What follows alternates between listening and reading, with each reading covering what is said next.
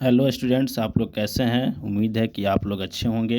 अगर आप भी 2026 में मैट्रिक का एग्ज़ाम देना चाहते हैं तो ये साइंस का प्रश्न आपके लिए काफ़ी महत्वपूर्ण होगी। आज हम लोग 2025 का सेकंड पाली का द्वितीय पाली का साइंस का प्रश्न देखेंगे। चलते हैं, इस वीडियो को स्टार्ट करते हैं। पहला क्वेश्चन है, कौन सा रक्त समूह यूनिवर्सल डोनर के रूप में जाना जाता है। कौन सा जो ब्लड ग्रुप है यूनिवर्सल डोनर के रूप में जाना जाता है, तो वो जो ब्लड ग्रुप है वो है। अगला क्वेश्चन है, डायलिसिस मशीन द्वारा रक्त का शुद्धिकरण की प्रक्रिया क्या कहलाती है। डायलिसिस मशीन द्वारा रक्त का जो शुद्धिकरण की प्रक्रिया है उस प्रक्रिया को हम लोग क्या कहते हैं, तो हीमोडायलिसिस। अगला क्वेश्चन है, प्रोटोजोआ उत्सर्जी पदार्थ का निष्कासन कैसे करता है। प्रोटोजोआ जो होता है उत्सर्जी पदार्थ का निष्कासन कैसे करता है, तो इस प्रश्न का आंसर हो जाएगा विसरण द्वारा। प्रोटोजोआ जो होता है विसरण द्वारा उत्सर्जी पदार्थ का निष्कासन करता है। चौथा प्रश्न है, बबूल के पौधे में मुख्यतः कौन सा उत्सर्जी पदार्थ निकलता है। जो बबूल का पौधा होता है उसमें से कौन सा उत्सर्जी पदार्थ बाहर निकलता है, तो इस प्रश्न का आंसर हो जाएगा ऑप्शन नंबर गोंद। ऑप्शन नंबर डी गोंद हो जाएगा। पांचवा प्रश्न, मस्तिष्क का सबसे बड़ा भाग क्या है। मस्तिष्क का जो सबसे बड़ा भाग होता है वो क्या होता है, सेरिब्रम। मस्तिष्क का सबसे बड़ा भाग सेरिब्रम होता है। टेस्टोस्टेरोन स्रावित होता है। टेस्टोस्टेरोन जो होता है हार्मोन, ये कहाँ से स्रावित होता है, तो ऑप्शन नंबर वृषण से। ऑप्शन नंबर बी वृषण से। सातवां प्रश्न, वो हार्मोन जो पौधों में कोशिका विभाजन को रोकता है। वो हार्मोन जो पौधों में कोशिका विभाजन को रोकता है उस हार्मोन को क्या कहते हैं, तो वो हार्मोन जो है एब्सिसिक एसिड। उस हार्मोन को क्या बोलते हैं, एब्सिसिक एसिड। आठवां प्रश्न, पुष्प का नर जननांग क्या कहलाता है। पुष्प का जो नर जननांग है उसको क्या कहते हैं हम लोग, पुंकेसर कहते हैं। पुष्प के नर जननांग को पुंकेसर कहते हैं और पुष्प के मादा जननांग को स्त्रीकेसर कहते हैं। क्वेश्चन नंबर 9 है, टिंचर आयोडीन विलयन बना देता है। टिंचर आयोडीन जो होता है वो विलयन बनाता है, तो option number A ethyl alcohol में। Question number 10, CH3 CH2 OH का यूपेक नेम क्या होगा। CH3 CH2 CH2 OH का यूपेक नेम क्या है, तो ये एल्कोहल ग्रुप का है। यहाँ पर देख रहे हैं कितना कार्बन है, 1 2 और 3 कार्बन है। और एल्कोहल में जो होता है हम लोग यूपेक नेम लिखने के लिए ऑल लगाते हैं, तो ये क्या हो जाएगा, प्रोपेनॉल। प्रोपेनॉल प्रोपेनॉल हो जाएगा। और यहाँ पे OH जो है, OH जो क्रियाशील मूलक है, इधर से हम लोग काउंट करेंगे तो यहाँ पे 1 प्रोपेनॉल हो जाएगा। ऑप्शन नंबर सी इसका था एथिल एल्कोहल। 11 नंबर क्वेश्चन, निम्नलिखित में कौन कमरे के तापमान पर द्रव होता है। निम्नलिखित में कौन जो है कमरे के तापमान पर क्या होता है, द्रव होता है, तो option number A ethanol. Benzene सांद्र सल्फ्यूरिक अम्ल की उपस्थिति में नाइट्रिक अम्ल से अभिक्रिया कर क्या बनाता है। बेंजीन जो है सांद्र सल्फ्यूरिक अम्ल H2SO4 की उपस्थिति में नाइट्रिक अम्ल से अभिक्रिया करके क्या बनाता है, तो ऑप्शन नंबर ए नाइट्रोबेंजीन। क्वेश्चन नंबर 13 है, निम्नलिखित में कौन यौगिक ईंधन के रूप में इस्तेमाल किया जा सकता है।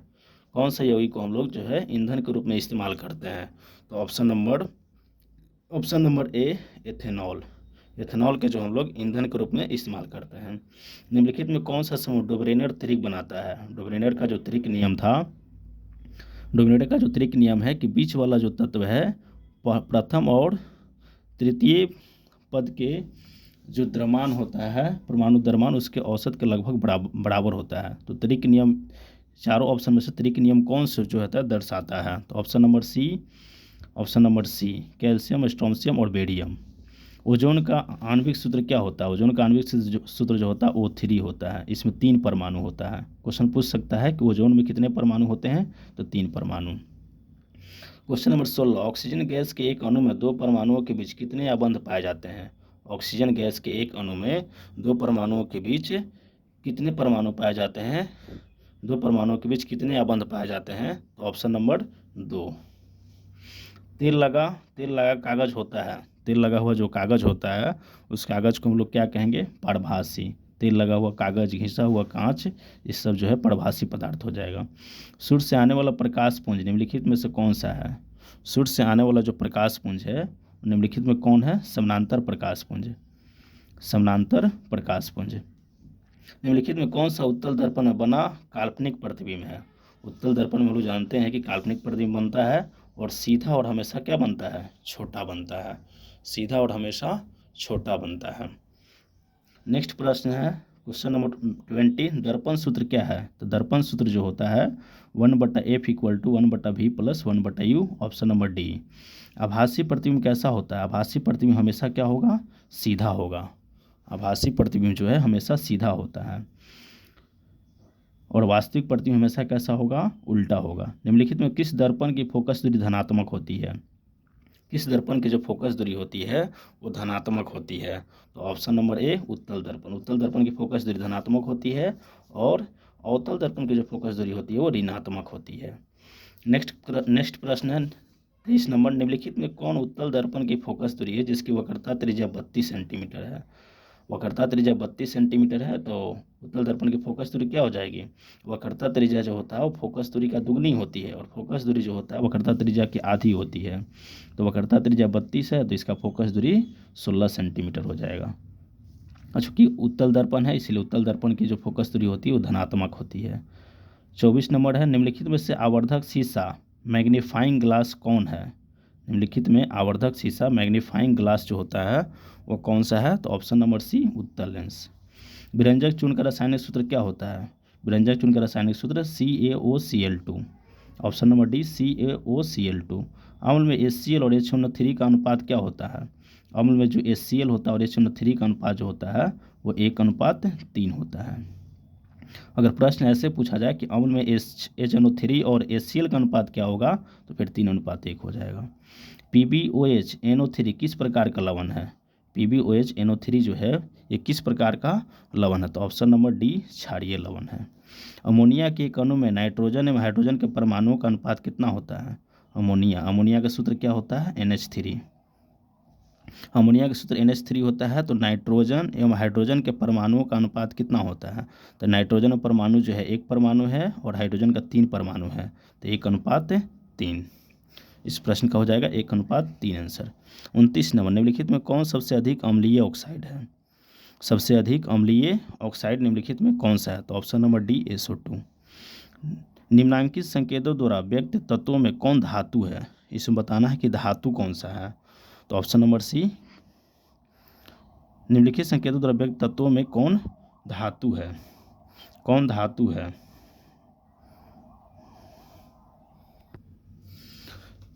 तो यहाँ पे ऑप्शन नंबर सी जो हो जाएगा 12 और 24, चूँकि 12 जो होता है वो मैग्नीशियम का परमाणु संख्या होता है। मैग्नीशियम का परमाणु संख्या 12 और द्रव्यमान संख्या 24 होता है और मैग्नीशियम जो है वो क्या है, धातु है। पारा और एक अन्य धातु के मिश्र धातु को क्या कहते हैं, अमलगम कहते हैं। निम्नलिखित में कौन कार्बन का अपरूप है। कार्बन का अपरूप हीरा, ग्रेफाइट और फ्लोरीन तीनों होता है, इसलिए ऑप्शन नंबर डी हो जाएगा।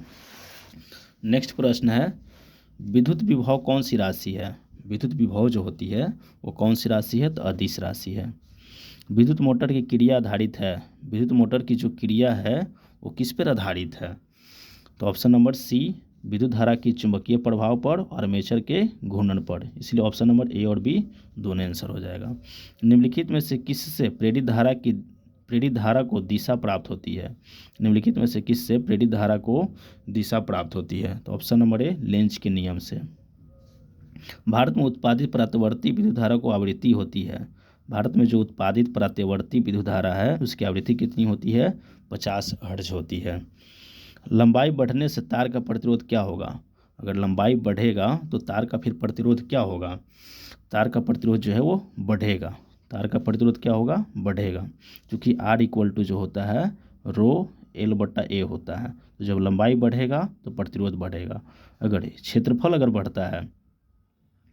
क्षेत्रफल बढ़ेगा तो फिर क्या होगा, प्रतिरोध घटेगा, और क्षेत्रफल घटेगा तो प्रतिरोध बढ़ेगा। इसलिए लंबाई बढ़ने से तार का प्रतिरोध क्या होगा, बढ़ेगा। 20 डिग्री सेल्सियस पर सिल्वर की विद्युत प्रतिरोधकता कितनी होती है। 20 डिग्री सेल्सियस पर सिल्वर की विद्युत प्रतिरोधकता जो होती है वो क्या होती है, 1.60 × 10⁻⁸ ओम मीटर होती है। जीवाश्म ईंधन के जलने पर कौन सी गैस मुक्त नहीं होती है। अगर जीवाश्म ईंधन जलेगा तो कौन सा गैस जो है निम्नलिखित में से मुक्त नहीं होगा। तो ऑप्शन नंबर ए, ऑक्सीजन गैस। निम्नलिखित में कौन बायोगैस का मुख्य अवयव है। बायोगैस का मुख्य अवयव कौन सा है? तो option number D CH4 methane. Methane का सूत्र क्या होता है? CH4। वर्ग 13 से 18 तक वाले तत्व क्या कहलाते हैं?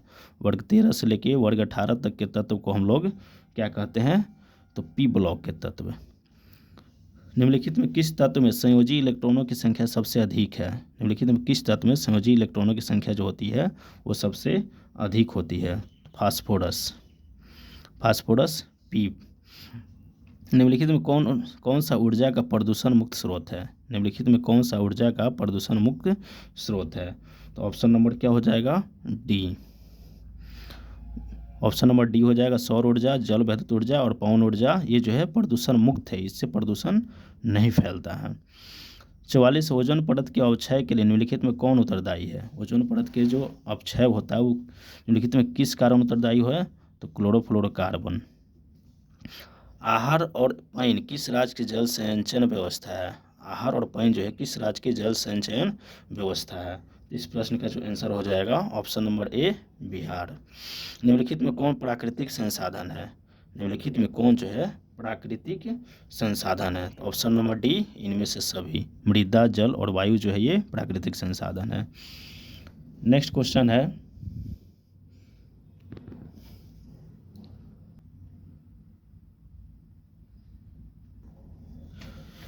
निम्नलिखित में वनों पर आधारित उद्योग कौन सा है? निम्नलिखित में वनों पर आधारित उद्योग निम्नलिखित में कौन सा है? तो लाख उद्योग, कागज उद्योग और लकड़ी उद्योग इनमें से सभी हो जाएगा। हमें किससे उचित मात्रा में आयोडीन प्राप्त हो सकता है? हमें किससे उचित मात्रा में आयोडीन प्राप्त कर सकते हैं? तो ऑप्शन नंबर बी नमक से। निम्नलिखित में कौन मनुष्य के आहार नाल में एक अवशेषी अंग है? निम्नलिखित में कौन मनुष्य के आहार नाल में एक अवशेषी अंग है? तो ऑप्शन नंबर ए अपेंडिक्स। शाकाहारी जीवों में छोटी आंत की लंबाई क्या होती है? शाकाहारी जीवों में जो होती है छोटी आंत की जो लंबाई होती है वो क्या होती है? अधिक लंबा होता है। और मांसाहारी जीवों में जो होती है वो छोटी होती है। छोटी आंत में पूर्ण रूप से पचा भोजन क्या कहलाता है? छोटी आंत में पूर्ण रूप से पचा हुआ भोजन को हम लोग क्या कहते हैं? तो ऑप्शन नंबर बी चाइल। ऑप्शन नंबर बी क्या? चाइल। मूल रोमों के द्वारा जल का अवशोषण किस विधि द्वारा होता है? मूल रोमों के द्वारा जल का जो अवशोषण होता है वो किस विधि के माध्यम से होता है? तो ऑप्शन नंबर सी प्रसारण। उच्च रक्तचाप की अवस्था को क्या कहते हैं? उच्च रक्तचाप की अवस्था को क्या कहा जाता है? तो option number C hypertension. Option number C क्या हो जाएगा? हाइपरटेंशन। तिलचट्टा में कितने जोड़े श्वास रंध्र पाए जाते हैं? तो अच्छा, तिलचट्टा में जो होता है कितने जोड़े श्वास रंध्र पाया जाता है? तो ऑप्शन नंबर डी हो जाएगा 10। हृदय में रक्त का प्रवाह होता है, हृदय में जो होता है रक्त का प्रवाह कैसे होता है? ऑप्शन नंबर डी ए और बी दोनों। ए और बी दोनों बाएं आलिंद से बाएं नीलय में और फिर दाएं आलिंद से दाएं नीलय में। नेक्स्ट क्वेश्चन हम लोग 56 नंबर देखते हैं। रुधिर है, रुधिर जो है रुधिर क्या है? तो रुधिर एक संयोजी उत्तक है। रुधिर जो है क्या है? संयोजी उत्तक है। रुधिर एक तरल संयोजी उत्तक है। हार्मोन जो किशोरों में यौनावस्था के लक्षणों को नियंत्रित करता है वह क्या है? हार्मोन जो किशोरों में यौनावस्था के लक्षणों को नियंत्रित करता है वह क्या है? तो ऑप्शन नंबर सी टेस्टोस्टेरोन। सुरक्षित गर्भपात भ्रूण की किस अवस्था में होता है? सुरक्षित गर्भपात भ्रूण की किस अवस्था में होता है? तो ऑप्शन नंबर ए ब्लास्टूला। निम्नलिखित में कृत्रिम पारिस्थितिकी तंत्र कौन सा है? निम्नलिखित में कृत्रिम पारिस्थितिकी तंत्र कौन सा है? इसका ऑप्शन नंबर डी इनमें से सभी। पार्क, जल जीवशाला और फिर फुलवाड़ी। नेक्स्ट क्वेश्चन है 60 नंबर। कौन सा पदार्थ का अपघटन पर्यावरण में नहीं हो सकता है? कौन सा पदार्थ का अपघटन जो हम लोग पर्यावरण में नहीं कर सकते हैं? इस प्रश्न का आंसर हो जाएगा option number D plastic. Plastic का जो हम लोग अपघटन नहीं कर सकते हैं। सही आहार श्रृंखला क्या है? सही आहार श्रृंखला क्या है? घास, हिरण और शेर। घास को हिरण खाएगा और हिरण को फिर शेर खाएगा। Question number 62। जो पदार्थ जैविक प्रक्रम द्वारा अपघटित हो जाता है उसे क्या कहते हैं?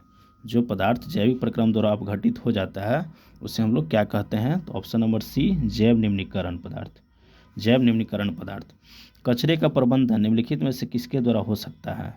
कचरे का प्रबंधन जो है हम लोग निम्नलिखित में से किसके द्वारा कर सकते हैं? तो ऑप्शन नंबर डी, इनमें से सभी। शहर से बाहर जला देना या गड्ढों को भरने में उपयोग करना या कुछ कचरे का क्या करना, उसको पुनः चक्रण करना। सूर्य की पराबैंगनी किरणों से मनुष्य में कौन सी बीमारी हो सकती है? सूर्य से जो पराबैंगनी किरण पृथ्वी पहुंचेगा तो मनुष्य में कौन सी बीमारी उससे हो सकती है? तो ऑप्शन नंबर डी, त्वचा का कैंसर।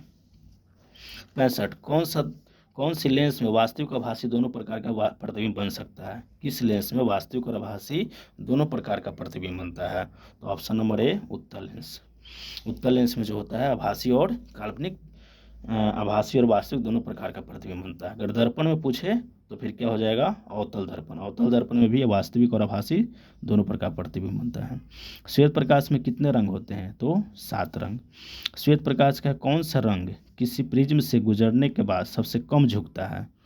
श्वेत प्रकाश का कौन सा रंग किसी प्रिज्म से गुजरने के बाद सबसे कम झुकता है? इस प्रश्न का आंसर हो जाएगा ऑप्शन नंबर बी, लाल। लाल जो है सबसे कम झुकता है।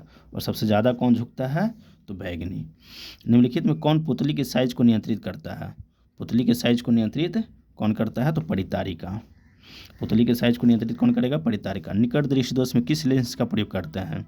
निकट दृष्टि दोष में हम लोग किसका प्रयोग करेंगे? अवतल लेंस का। और दूर दृष्टि दोष में किसका प्रयोग करेंगे? उत्तल लेंस का। क्वेश्चन नंबर 70 है, निम्नलिखित में कौन किसी कुंडली का प्रतिरोध ज्ञात करने का सूत्र होता है? प्रतिरोध ज्ञात करने का सूत्र क्या? तो ओम का नियम क्या होता है? ओम का नियम जो होता है वो भी समानुपाती आई। तो यहाँ से समानुपाती हटाएंगे तो कांस्टेंट टर्म आर आता है, जिससे हम लोग क्या कहते हैं? आर एक नियतांक है जिसको प्रतिरोध कहते हैं। तो यहाँ से आर इक्वल टू क्या हो जाएगा? भी बटा आई। आर इक्वल टू भी बटे आई, जो कि ऑप्शन नंबर बी में है। प्रतिरोध का ऐसे मात्रक क्या होता है? प्रतिरोध का ऐसे मात्रक क्या हो जाएगा? ओम। निम्नलिखित में कौन विद्युत ऊर्जा का व्यापारिक मात्रक है? विद्युत ऊर्जा का व्यापारिक मात्रक क्या होता है? किलोवाट घंटा। किलोवाट घंटा, इसी को हम लोग यूनिट कहते हैं। निम्नलिखित में कौन सा जीवाश्म ईंधन में ऊर्जा का प्राथमिक स्रोत है? निम्नलिखित में कौन सा जीवाश्म ईंधन में ऊर्जा का प्राथमिक स्रोत है? तो ऑप्शन नंबर सी, सूर्य। निम्नलिखित में से किस रूप में महासागरों में ऊर्जा उपलब्ध है? निम्नलिखित में से किस रूप में महासागरों में ऊर्जा उपलब्ध होता है? तो ऑप्शन नंबर डी, इनमें से सभी। ज्वारीय ऊर्जा, तरंग ऊर्जा और फिर सागरीय तापीय ऊर्जा। तारापुर नाभिकीय विद्युत संयंत्र किस राज्य में है? तो तारापुर जो नाभिकीय संयंत्र है वो महाराष्ट्र में है। किसी अभिक्रिया में भाग लेने वाले पदार्थ क्या कहलाते हैं? किसी अभिक्रिया में भाग लेने वाला जो पदार्थ होता है उस पदार्थ को हम लोग क्या कहते हैं? अभिकारक। और जो नया पदार्थ जो बनता है उसको हम लोग क्या कहते हैं? उत्पाद कहते हैं। वह अभिक्रिया जिसमें उत्पाद के बनने के साथ साथ ऊष्मा भी उत्पन्न होती है उसे क्या कहते हैं? वह अभिक्रिया जिसमें उत्पाद के बनने के साथ साथ ऊष्मा भी उत्पन्न होती है उसे हम लोग क्या कहते हैं? ऊष्मा क्षेपीय अभिक्रिया। उसे क्या कहेंगे? ऊष्मा क्षेपीय अभिक्रिया। उपचयन वह अभिक्रिया है जिसमें क्या होता है? उपचयन जो है वह अभिक्रिया है जिसमें क्या होता है? हाइड्रोजन का वियोजन होता है, इलेक्ट्रॉन की हानि भी होता है, ऑक्सीजन का संकलन भी होता है। इनमें से सभी हो जाएगा। निम्नलिखित में संश्लेषित सूचक कौन सा है? निम्नलिखित में संश्लेषित सूचक कौन सा है? तो option number C, methyl orange. कौन सा पदार्थ जलीय विलयन में लाल लिटमस पत्र को नीला कर देता है? कौन सा पदार्थ जलीय विलयन में लाल लिटमस पत्र को नीला कर देता है? आंसर क्षार। और अम्ल क्या करता है? नीला लिटमस पत्र को लाल कर देता है। तो ये 80 प्रश्न हम लोग देखें। तो ये वीडियो आप लोगों को अच्छी लगी तो कृपया इस वीडियो को शेयर करें, लाइक करें और सब्सक्राइब जरूर करें। और इसी तरह का वीडियो देखने के लिए कमेंट कर जरूर बताएं।